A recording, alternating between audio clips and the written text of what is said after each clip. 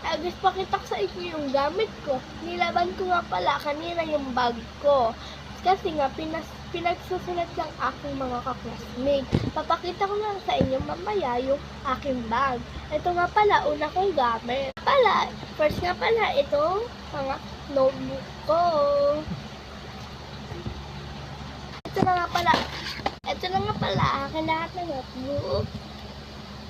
Una nga po pala is itong writing notebook ko. Sunod naman, itong Filipino notebook ko.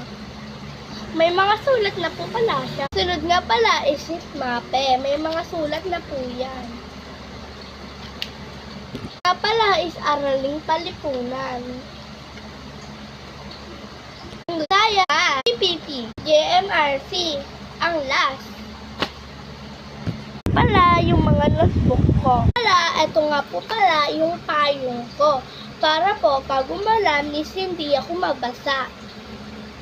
Gunting, lapis, ballpen, pentel pen. Ballpen, green na ballpen, dalawang green na ballpen, at dalawang lapis at pentel pen. And 8 crayons, and eraser, and name tag. Ito nga pala is aking envelope. Ipapakita ko nga po pala sa iyo sa loob ng mga aking envelope. Mga laman ng aking envelope. Color book. And whiteboard. And yan. At coloring paper. Yan. And read notebook. Bye. Magkakaroon na ka ba? And yan nga po pala lahat ng mga English for my school. Welcome back to school again. From this to this. Ay nga po pala, samahan nyo ako maglagay ng mga aking mga laman ng aking envelope. Ayan nga po pala, pinapakita ko muna sa iyo bago ko ilagay yung sa envelope ang mga laman niya. Ayan nga po pala, pakinggan nyo na lang at tignan nyo.